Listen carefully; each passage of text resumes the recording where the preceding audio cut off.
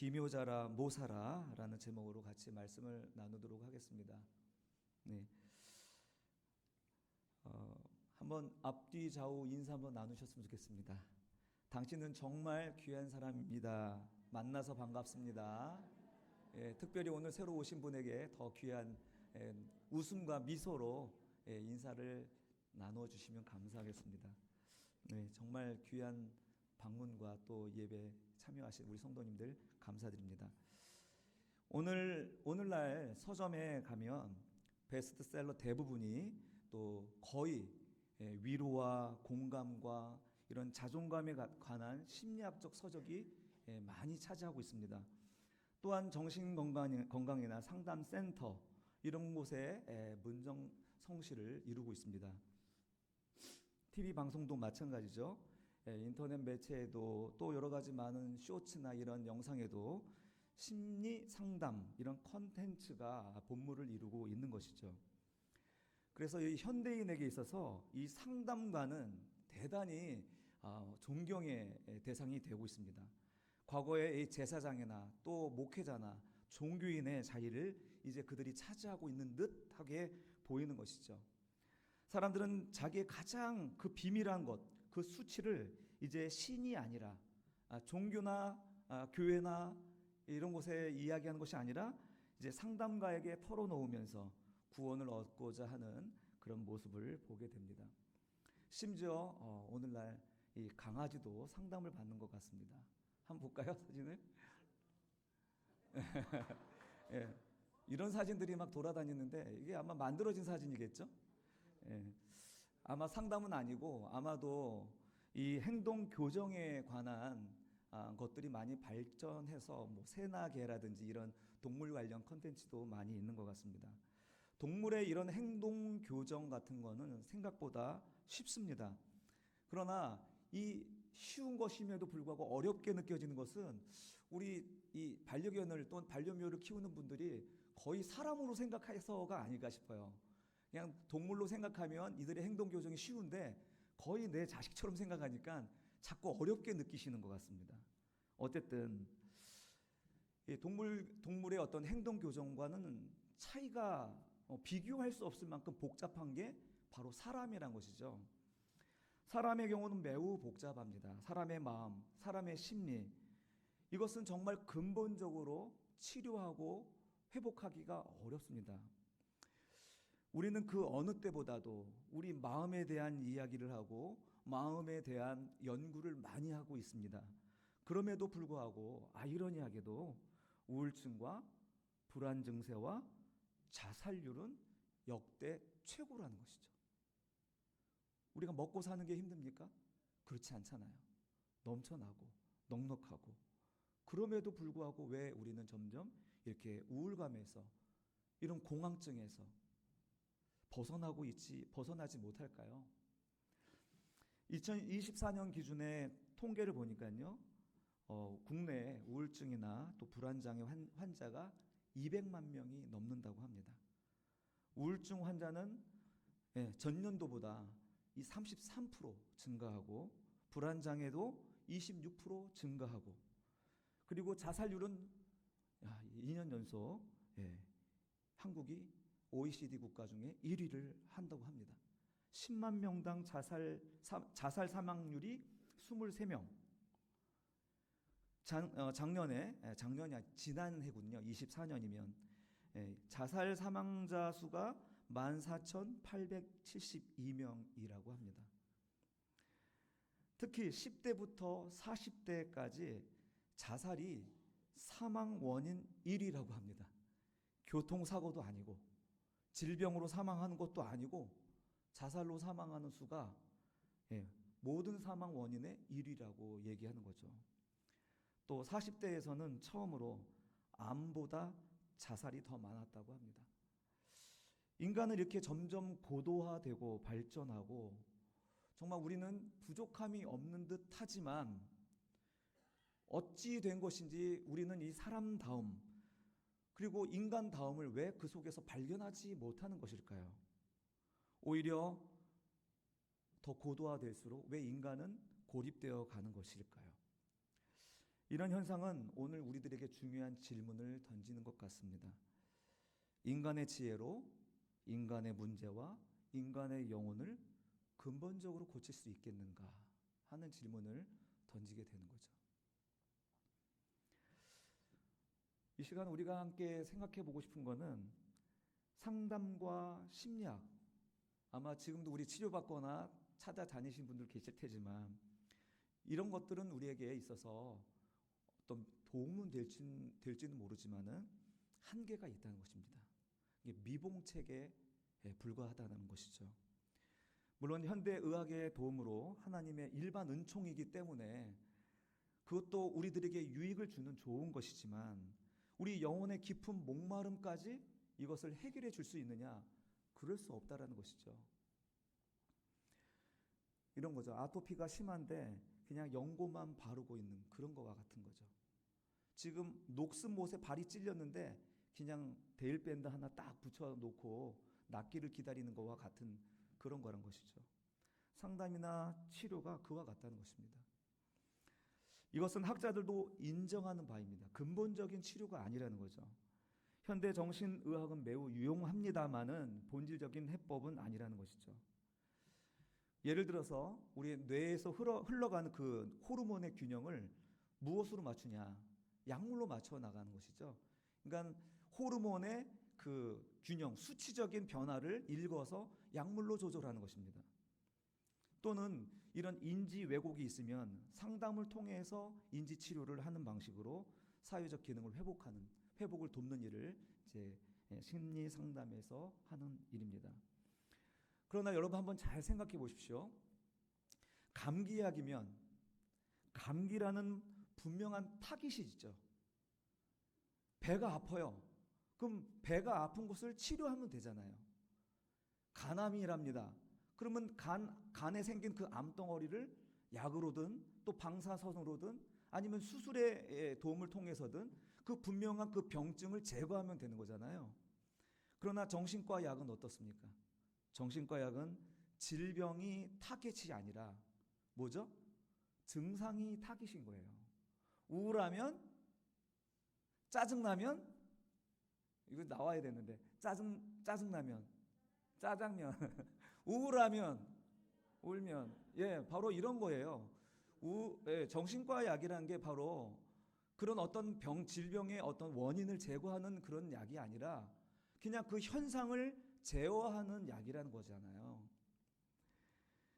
정신과적 질병은 그 원인이 모르기 때문에 그 현상에만 집중할 수밖에 없습니다. 그래서 상담을 통한 인지치료가 중요합니다. 저는 추천하는 게 바로 이 상담치료입니다. 약물로 치료하기보다는 상담을 잘 받으시고 또 목회적 상담이 훨씬 좋습니다. 여하튼 이 질병의 원인이 없기 때문에 이제 이 인지치료를 통해서 환자가 스스로 벗어날 수 있도록 돕는 것이 상담의 중요한 역할일 것입니다. 그런데 이것조차도 어려운 이유가 있습니다. 왜 어렵냐면 여러분 우리 머릿속에 생각이 한 번 들어오면 어떻습니까? 내가 예전에 생각하지 않았던 것들은 전혀 생각이 나지 않아요. 너무나 뻔한 얘기를 제가 하고 있는데 예전에 생각하지 않은 것은 여전히 생각할 필요도 없고 생각나지도 않습니다. 그러나 한 번 생각이 들어오면 어떻습니까? 이 생각에 길이 생겨요. 한 번 길이 생기면 그 길로 계속 생각이 들어옵니다. 내가 거절할 수가 없어요. 거부할 수가 없는 것입니다. 그러니까 이제 한 번 공포스러운 상황이 내가 생각이 났고 또 여러 가지 우울한 생각이 한 번 내 머릿속에 한 번 들어온 순간부터는 약물로든 상담으로든 그때만 좀 회복되는 듯 하지만 다시 그 길로 이 공황증이라든지 우울증이 계속 들어오게 된다는 사실입니다. 그래서 심리학자들도 인정하듯이 심리학이나 상담은 영혼의 깊은 그 구멍을 메우는 것이 아니라 고통을 잠시 잊게 하거나 관리하게 하는 그냥 미봉책이라는 것입니다. 그냥 진통제 같은 거란 거죠. 진통제 암만 맞아봐야 이 속에 있는 그 원인이 되는 그런 종양을 제거할 수 있답니까? 그럴 수 없잖아요. 칼 융이라는 박사가 아주 유명한 심리학자 심리학자입니다. 심층 심리학의 거두라고 이야기하는 칼 융이라는 사람이 그가 중년 이후에 이런 고백을 했답니다. 환자들의 문제는 근본적으로 종교적이다. 이렇게 얘기해요. 예, 환자들의 문제, 정신적인 문제는 근본적으로 종교적이다, 영적이다라고 얘기하고 있습니다. 여러분, 인간의 내면에는 채워지지 아니하는 영역이 있다는 것입니다. 바로 신을 향한 갈망 때문이라는 것이죠. 그건 믿는 자나 믿지 않는 사람이나 마찬가지로 신을 향한 갈망이 있기 때문에 이 영적 갈망은 나중에 병증이 되고 질병이 된다는 사실입니다. 이렇게 인간의 허무함과 죄책감은 인간의 언어로 해결될 수 없다는 것입니다. 왜냐하면 이것은 근본적인 문제이기 때문에 그렇습니다. 제가 전도사 시절에 한 집사님이 집 앞에 대추나무를 심었다고 했는데요. 대추나무 묘목을 심었는데 2년간 잘 자랐습니다. 그런데 잘 자라던 대추나무가 점점 시들시들해지는 거예요. 그래서 시장에서 영양주사 사갖고 오고 또 거름도 사갖고 와서 듬뿍 주고 정성스럽게 길렀는데 대추 한번 먹어보겠다고. 그런데 아무리 약을 주고 거름을 주어도 이게 점점 노랗게 말라가더라는 거죠. 약과 거름을 사다 둔 것이 무색하게 이게 바짝 말라서 결국은 고사됐다고 합니다. 하도 화가 나고 이상해서 땅을 파봤더니 어떻습니까? 땅을 파봤더니 그 안에 집을 짓고 남은 폐기물, 시멘트, 또 페인트, 오만 잡다한 것들이 땅 속에 가득하더라는 것이죠. 그러니까 그 뿌리가 내리지 못하고 결국은 이 뿌리가 이 오염된 것에 말라 죽었던 것입니다. 여러분, 우리의 그 정신적이고 또 정서적인 그런 모든 문제는 영적인 문제입니다. 겉으로 드러나는 것들은 하나의 열매와 줄기일 뿐입니다. 진짜 문제는 어디에 있냐면 그 뿌리에 있는 것입니다. 우리가 풍성한 삶의 초대에서 이런 그림을 본 적이 있었을 텐데 한번 그림 한번 볼까요? 잘 보이시진 않죠? 하여튼 뭐가 그림이 있는데 나무가 있고 그 땅 아래 뿌리가 쭉 뻗어 있는 것을 보실 수 있죠. 예. 저게 만약에 우리의 어떤 죄악이라고 한다면 저 열매와 이파리들은 무엇입니까? 이런 우리가 도덕적으로 또 윤리적으로 짓는 그런 죄들이 바로 저런 죄의 열매라고 할 수 있겠습니다. 그렇죠? 근데 이게 종교적으로나 철학적으로 보통 우리는 이렇게 마음을 다스리는 그런 이야기들을 많이 하죠. 저 줄기가 바로 죄다라고 말하는 부류들이 바로 종교, 특히 불교 같은 경우에는 우리의 마음을 잘 다스려야 된다라고 하죠. 그러나 그것도 죄의 본질은 아닙니다. 죄의 본질은 어디에 있냐면 바로 뿌리에 있는 것입니다. 이 뿌리, 자기 중심성이라는 뿌리. 예. 여러분, 이렇게 죄의 문제, 이 죄책감의 문제, 그래서 죽음의 공포와 또 왜 존재하는가 하는 이런 질문에 대한 대답은 상담실이 아니라 십자가 앞에서만 다루어질 수 있는 영역이란 사실입니다. 이렇게 인간 상담가가 줄 수 없는 답이 오늘 본문 이사야가 예언한 그 이름에 담겨 있는 것입니다. 오늘 제목이 뭐죠? 기묘자라 모사라. 이사야 9장 6절의 말씀은 메시아를 예언하는 말씀인데 그 메시아의 별명들을 쭉 나열하고 있습니다. 그는 기묘자라 모사라 전능하신 하나님이라. 여러분, 같이 다시 한번 읽어봅시다. 이사야 9장 6절 시작. 이는 한 아기가 우리에게 낳고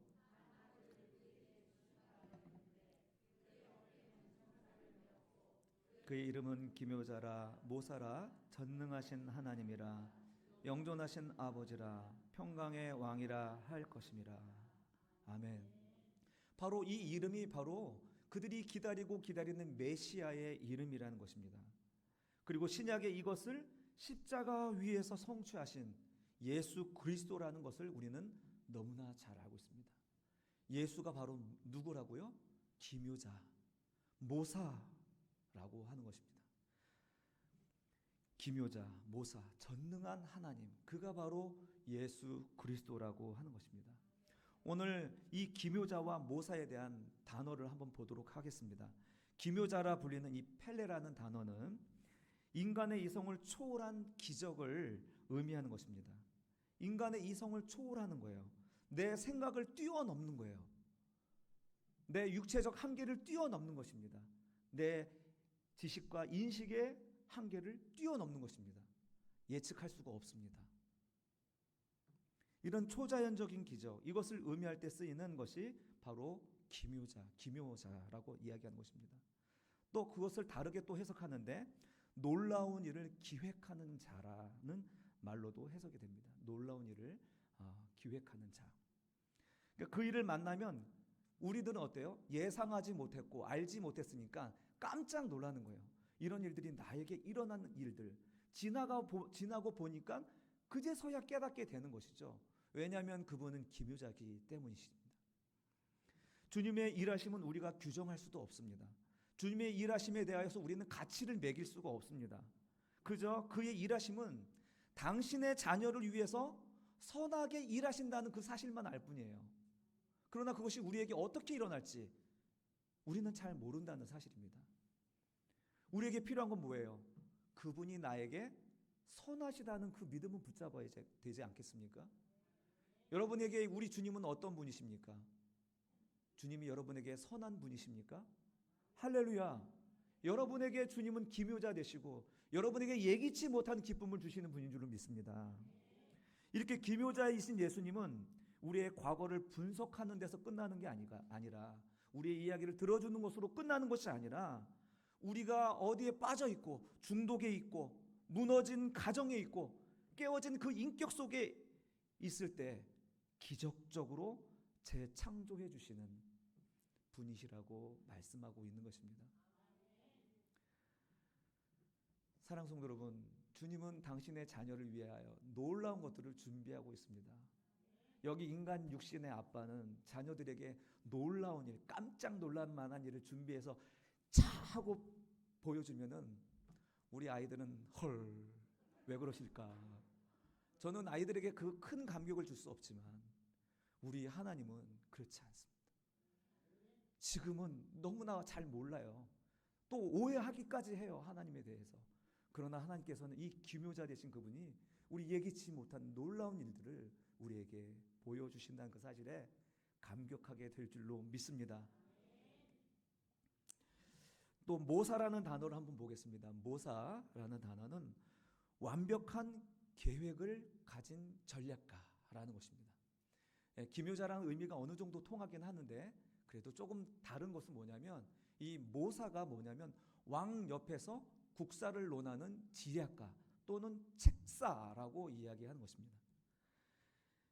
이 모사라고 하는 것은 단순한 조언자가 아니라요, 완벽한 플랜이 있는 사람인 것입니다. 그것을 성취할 능력도 있는 사람인 것입니다. 우리 삼국지를 보면은 이 제갈량 같은 사람이 떠오르지 않습니까? 그는 지략만 있을 뿐만 아니라 그것을 해결할 수 있는 능력도 있지 않았습니까? 하나님 거기다 비교한 건 좀 죄송하지만 우리 주님이 모사는 그저 우리의 이야기를 들어주고 그래 하고서 위로해 주는 정도가 아니라 우리에 대한 계획이 분명히 있다라는 것입니다. 모사라 일컬어지는 그 예수님은 어떤 분이라고요? 우리의 이야기를 들어주는 분만이 아니라 내 인생을 향한 완벽한 마스터 플랜이 있다라는 사실입니다. 얼마나 좋습니까? 그분이 나의 하나님, 나의 주가 되시니 이것이 그를 믿는 그의 백성, 그의 자녀된 자의 특권인 줄로 믿습니다. 그런데요, 왜 우리는 이 기묘자 되시며 모사 되시는 그리스도를 누리지 못할까요? 아까 말씀드렸던 대로 하나님은 예기치 못한 일들을 우리에게 보여주시기 때문에 우리의 이성과 기대를 뛰어넘기 때문에 그래서 이 기다림에 지쳐서 우리의 실망하기 때문일 수도 있겠죠. 그러나 잘 믿는 우리들 저 자신까지도 우리가 그 기묘자 되시고 모사 되시는 분을 누리지 못하는 이유는 내가 이해할 수 있는 은혜여야 된다는 그런 생각을 가지고 있을 때가 많기 때문이 아닌가. 다시 말씀드릴게요.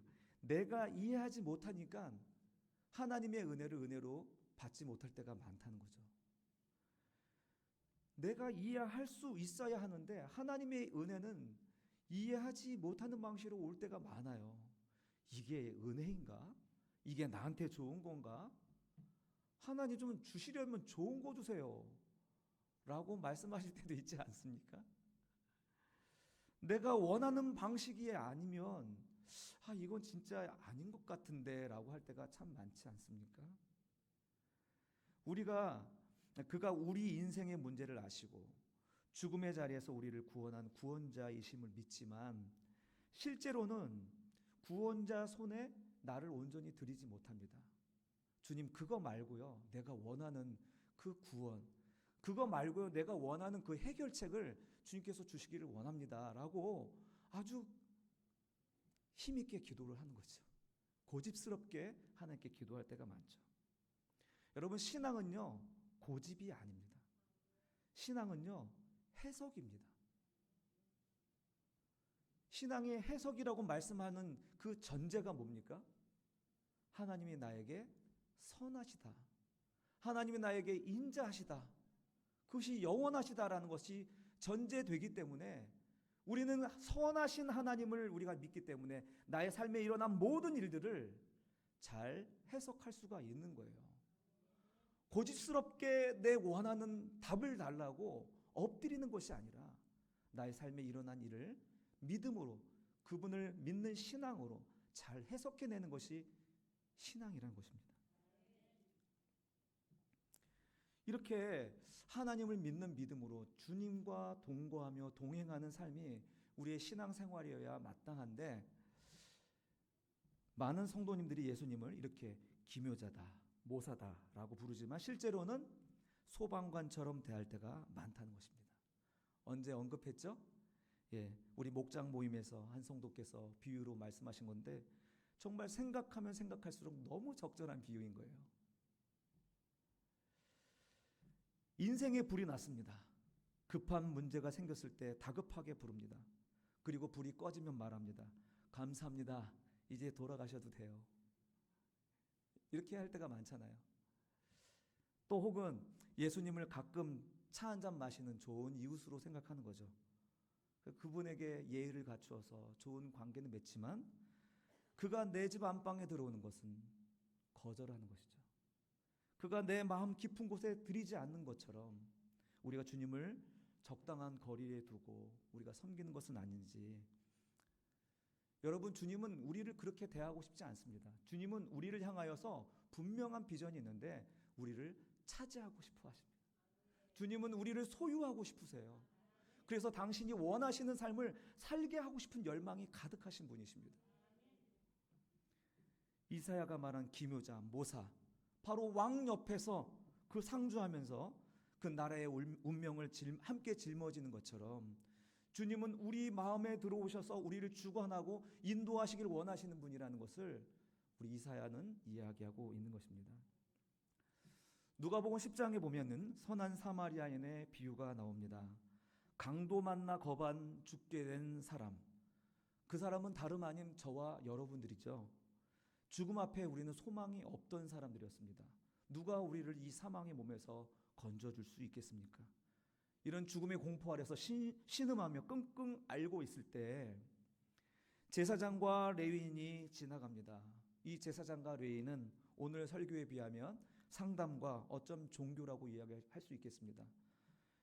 이런 상담하는 것과 철학과 인문학과 종교가 지나가고 있는 거죠. 근데 그들은 고통받는 자를 보았지만 지나쳐 갑니다.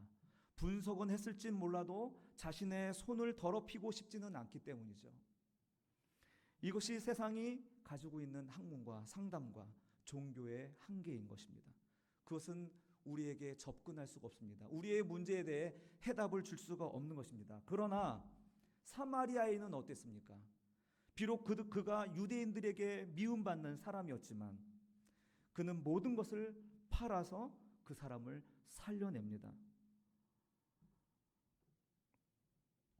얼마 전에 부산의 뉴스를 보니까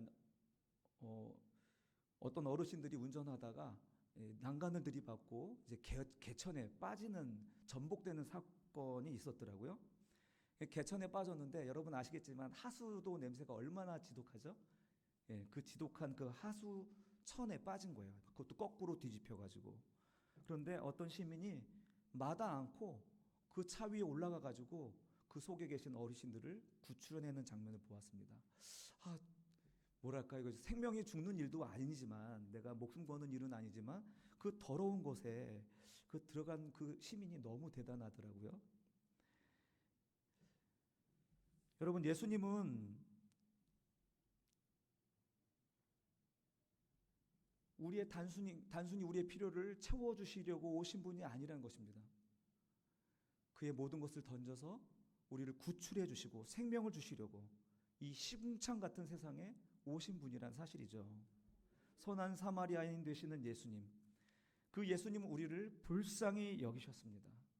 그는 상담실에 앉아가지고 편안한 자리에서 우리 이야기를 들어주는 정도가 아니라 이 피비린내 나는 삶의 현장으로 들어오셔서 동참하셨습니다. 상처에 기름과 포도주를 붓고 싸매어 주시는 이 치유의 일을 하셨습니다. 짐승에 태워 돌봐주고 부대 비용을 다 지불하는 대속의 은혜를 주셨다는 것입니다. 주님은 이렇게 우리의 연약함을 동정하지 못할 이가 아니시고 우리의 모든 필요를 채워주시는 분이라고 성경은 이야기하고 있는 것이죠. 히브리서 4장 15절 같이 읽겠습니다. 시작. 우리에게 있는 대제사장은 우리의 연약함을 동정하지 못할 이가 아니요 모든 일에 우리와 똑같이 시험을 받으신 이로되 죄는 없으시니라. 아멘. 아멘. 이 기묘자라 모사라 하는 이 이름은요, 저 높은 보좌에 앉아 점잠 빼는 어르신이 아닙니다. 내 상처의 고름을 직접 짜내고 입으로 빨아 뱉어내시고 나를 업고 가시는 그 헌신자의 치유자의 이름이란 사실입니다. 사랑하는 성도 여러분, 우리는 너무나 자주 혼자 울고 너무나 자주 혼자 아파하고 세상에 헛된 위로를 찾아 헤매지는 않았습니까? 예수님은 지금도 우리 마음 문 밖에서 우리에게 문을 두드리시고 우리를 부르고 계십니다. 요한계시록 3장 20절을 같이 한번 읽겠습니다. 시작. 볼지어다 내가 문 밖에 서서 두드리노니 누구든지 내 음성을 듣고 문을 열면 내가 그에게로 들어가 그와 더불어 먹고 그는 나와 더불어 먹으리라. 아멘. 주님은 이렇게 함께 거하시면서 더불어 먹고 마시는 관계를 원하지 그냥 출장 나가서 상담하시는 분이 아니라는 것입니다. 주님은 이와 함께 거하시면서 이 모든 것을 공급하고 싶고 책임져 주고 싶고 보호하고 싶고 인도하고 싶고, 아멘 안 하십니까? 우리 주님은 이렇게 우리를 구원해 주시기를 원하시는 아버지 하나님이시란 것이죠. 요한복음 15장 4절에서 7절 우리 함께 읽겠습니다. 시작. 내 안에 거하라 나도 너희 안에 거하리라. 가지가 포도나무에 붙어 있지 아니하면 스스로 열매를 맺을 수 없을 같이 너희도 내 안에 있지 아니하면 그러하리라. 나는 포도나무여 너희는 가지라.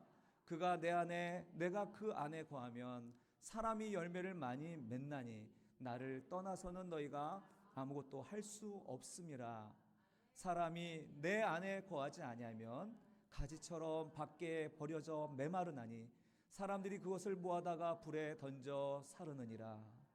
너희가 내 안에 거하고 내 말이 너희 안에 거하면 무엇이든지 원하는 대로 구하라.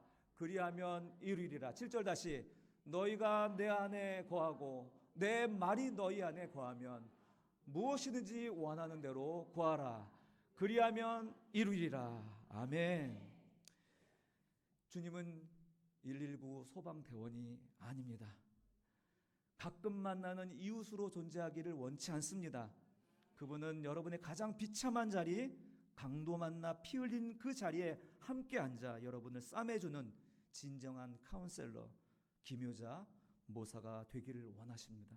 오늘 대강절 둘째 주 주일입니다. 주님을 기다리는 절기죠.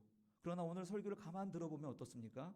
오늘 말씀에 비춰보면 오히려 주님이 우리에게 문을 열고 우리를 향하여서 문이 열려지기를 기다리는 것이 아닌가 하는 생각을 하게 됩니다. 여러분 혹시 마음의 병으로 또는 남들에게 말 못할 고민으로 세상의 조언을 찾아 헤매고 계시지는 않습니까? 현대의학의 도움도 하나님의 일반 은총으로 귀중한 것이지만 그것이 여러분의 영혼의 깊은 목마름을 해결할 수는 없습니다. 주님은 진실로 인생이 만난 그 문제를 해결해 주시기를 원하십니다. 정신의학의 그 죄책감을 다루며 그것을 덜어주려고 애쓰지만 예수님은 죄 그 자체를 해결해 주십니다.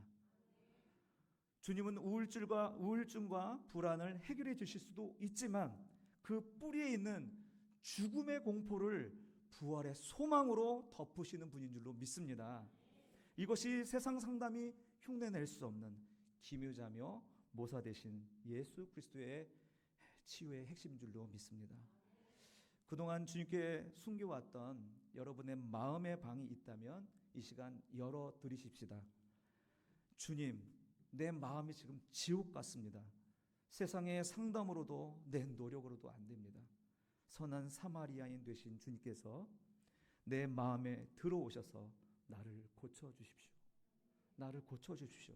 우리의 마음의 문을 열고 주님께 소망을 두고 이 근본적인 문제를 해결받으실 수 있기를 간절히 원합니다.